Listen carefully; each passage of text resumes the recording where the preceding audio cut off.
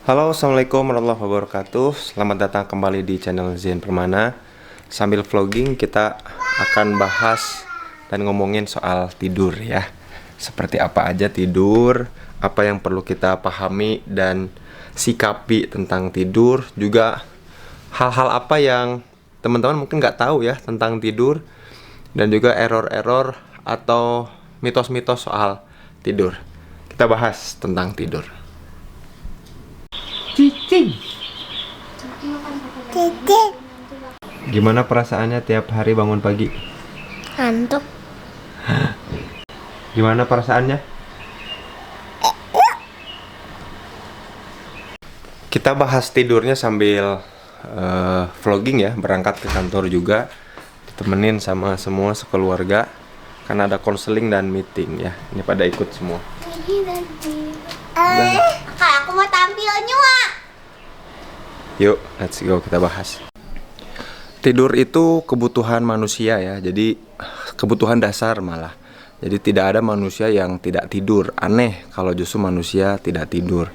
Manusia itu butuh tidur untuk regenerasi sel ya, juga beristirahat, memperbaiki kemudian hal-hal yang perlu diperbaiki baik secara fisik maupun mental. Nah, tapi proses memperbaiki tubuh ada state atau kondisi apa aja kita bahas nih ya, mumpung baru nyampe ke kantor. Yuk, let's go. Pandangan kan gitu, jadi kalau pas aku nge-share di grup sesuatu teh selalu ada yang respon gitu, meskipun tergantung ya kalau lagi. Nah, state pertama itu ada yang disebut dengan deep sleep ya. Kalau deep sleep itu state yang betul-betul ideal. Orang yang dalam deep sleep berarti tidurnya nyenyak banget. Nah, deep sleep itu state atau kondisi di mana seorang manusia itu diambil alih semua fungsinya. Jadi dia betul-betul nggak sadar. Ya betul-betul kayak mati lah. Jadi dianya nggak sadar secara fisik dan mental, tapi fisiknya dan juga proses mentalnya itu masih terjadi, tapi diambil alih. Nah, yang keren tuh gini, secara fisik ada regenerasi sel. Jadi sel-sel yang tua sengaja dimatiin supaya dihidupkan, direplikasi sel-sel baru yang masih muda dan segar, lebih sehat jadinya. Terus juga secara mental ya, di otak kita tuh ketika tidur tuh ada hormon-hormon yang ada hormon anti racunnya itu muncul. Terus secara mental juga ngebenerin cara kita berpikir, proses berpikir itu tuh ngaruh banget. Itu di state yang namanya deep sleep. Orang yang deep sleep tuh yang nggak nyadar, nggak ada mimpi malah. Jadi betul-betul tidur lelap banget. Tidurnya betul-betul enak. Nah, itu namanya deep sleep ya. Nah, idealnya orang itu punya deep sleep atau tidur berada dalam kondisi state yang deep sleep. Tapi nggak semua orang ternyata kayak gitu. Jadi kalau kita tidur misalkan katakanlah 8 jam atau 9 jam, itu hanya sepertiganya deep sleep. Jadi kalau kita tidurnya 9 jam, cuma 3 jam yang deep sleep. Yang sisanya 60%-nya lagi ngapain? Nah, ini dia yang menarik ya. Masuk state berikutnya. Nah, state kedua itu ada yang disebut dengan light sleep. Kalau tadi deep, dalam. Kalau ini light sleep atau tidur yang ringan gitu ya. Nah, tidur ringan itu justru menarik nih. Manusia itu walaupun merem terpejam, tapi dia masih punya kendali sama tubuhnya. Jadi masih bisa ngegerak-gerakin badannya. Jadi kayak kita yang kalau kita lagi tidur itu kita masih menyadari bahwa kaki kita tuh menggerak-gerakan, kita masih merasakan kaki kita digerak-gerakan, kita masih ngerasa tangan kita digerak-gerakan, itu light sleep namanya. Nah, orang-orang yang insomnia itu seringkali orang-orang yang kalau nyoba tidur, sepanjang tidurnya, dari mulai dia awal tidur sampai bangun lagi, sampai pagi itu light sleep. Tidur tapi masih aware, masih sadar sama lingkungan yang terjadi di sekitarnya. Nyamuk lewat, apa, kaki, semua tuh masih dia sadari sebetulnya. Dan dia masih punya kendali sama tubuhnya. Digerakkan dan lain-lain, itu namanya light sleep ya. Nah, sebisa mungkin memang tidur yang ideal itu meningkatkan jumlah deep sleep, tapi menurunkan jumlah light sleep gitu ya. Jadi ideal ya. Makanya nanti saya akan kasih tips di ujung. Tapi kemudian ini state kedua ya, namanya light sleep. Dan ada state ketiga nih, state satu lagi yang menarik. Apakah itu?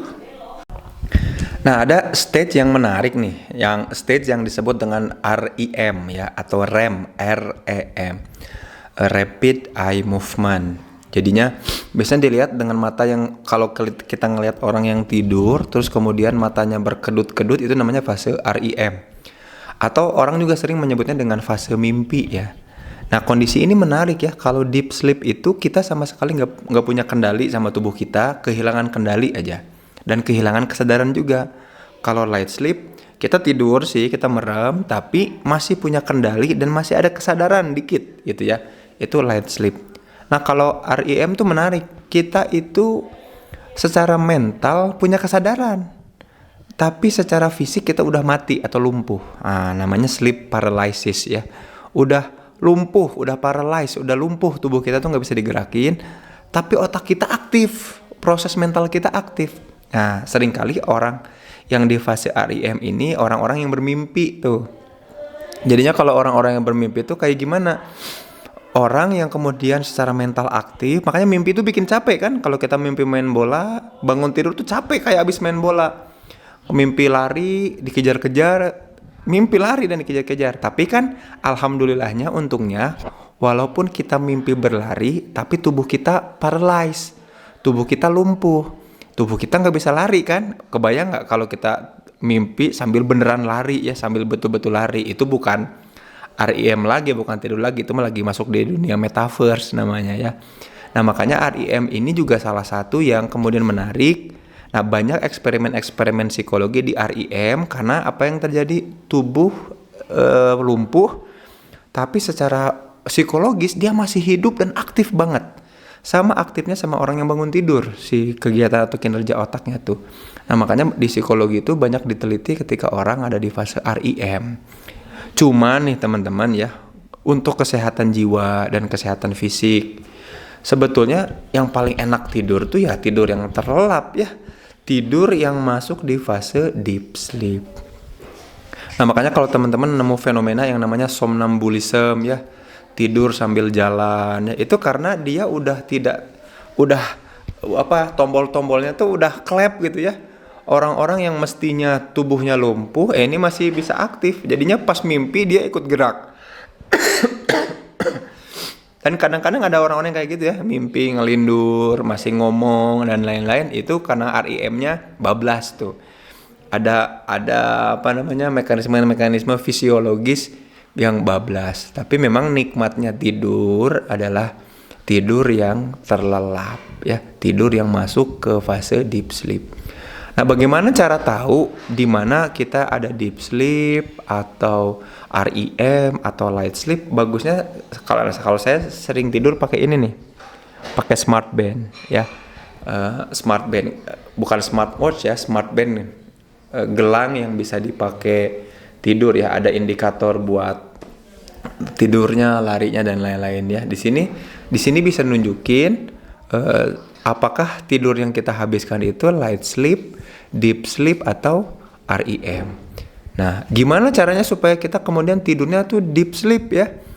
Ya, rajin olahraga, mau nggak mau. Kalau tubuh kita kemudian aktif, maka ketika kondisi gelombang otak kita masuk ke tidur ya, maka kemudian si tubuh itu otomatis ngelumpuhkan dirinya masuk ke fase maintenance.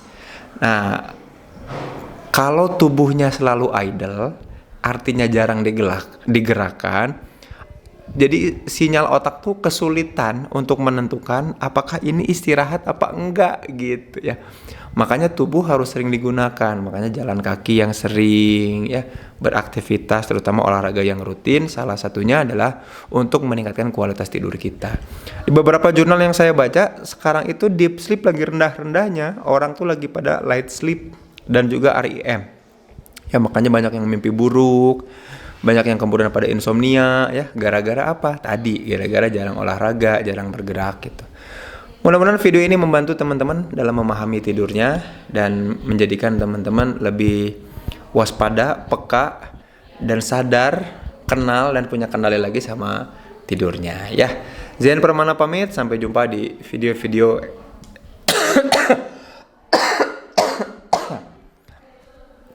Ah. Sampai jumpa di video-video edukasi psikologi selanjutnya. Assalamualaikum warahmatullahi wabarakatuh. Batuk.